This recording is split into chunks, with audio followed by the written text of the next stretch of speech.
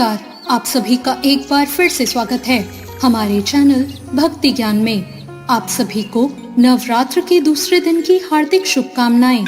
आइए नवरात्र के दूसरे दिन सुनते हैं माँ ब्रह्मचारिणी की कथा। नवरात्र के दूसरे दिन माँ ब्रह्मचारिणी की पूजा की जाती है। इन्हें तपस्या और साधना की देवी माना जाता है। माँ दुर्गा की नवशक्ति का दूसरा स्वरूप ब्रह्मचारिणी माता का है। यहाँ ब्रह्म का मतलब तपस्या है। माँ दुर्गा का यह स्वरूप भक्तों और सिद्धों को अनंत फल देने वाला है। इनकी उपासना करने से तप, त्याग, वैराग्य, सदाचार और संयम में वृद्धि होती है। ब्रह्मचारिणी का अर्थ है तप की चारिणी, यानी तप का आचरण करने वाली। देवी का यह स्वरूप पूर्ण ज्योतिर्मय और भव्य है। इन देवी के दाएं हाथ में जप की माला और बाएं हाथ में कमंडल है। पूर्व जन्म में इन देवी ने हिमालय के घर पुत्री के रूप में जन्म लिया था और नारद जी के उपदेश से भगवान शंकर को पति के रूप में पाने के लिए इन्होंने घोर तपस्या की थी। इस कठिन तपस्या के कारण इन्हें तपचारिणी अर्थात ब्रह्मचारिणी नाम से अभिहित किया गया। 1000 वर्ष तक इन्होंने केवल फल फूल खाकर बिताए और 100 वर्षों तक केवल जमीन पर रहकर शाख पर निर्वाह किया और कुछ समय कठिन उपवास रखे और खुले आकाश के नीचे वर्षा और धूप के घोर कष्ट सहे। 3000 वर्षों तक टूटे बेलपत्र खाए और भगवान शंकर की आराधना करती रही। इसके बाद तो इन्होंने सूखे बेलपत्र खाना भी छोड़ दिया और कई हजार वर्षों तक निर्जल और निराहार रहकर तप करती रही।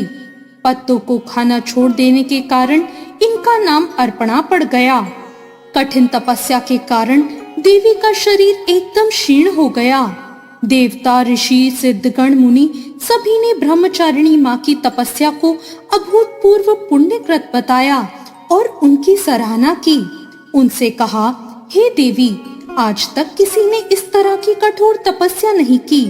ये तो सिर्फ आप ही से संभव थी।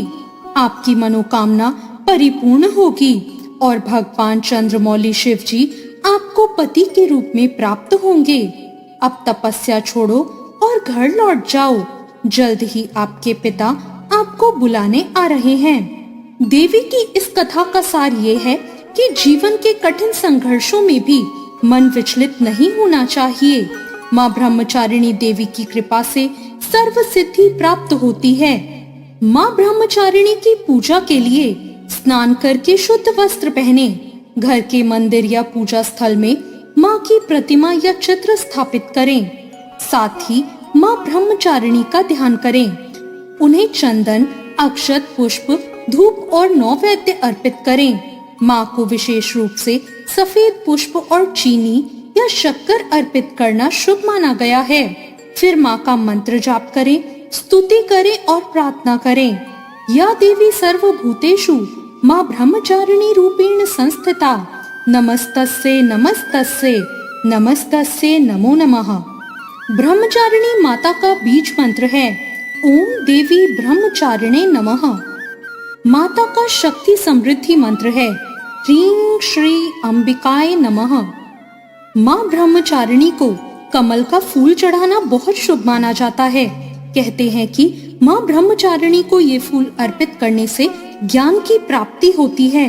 माँ ब्रह्मचारिणी को शक्कर का भोग लगाने से व्यक्ति को लंबी आयु और अच्छा स्वास्थ्य प्राप्त होता है। ये भोग माँ की तपस्या और आत्म अनुशासन का प्रतीक है, जो भक्तों को पवित्रता और भक्ति के लिए प्रेरित करता है। तो ये थी आज की कथा।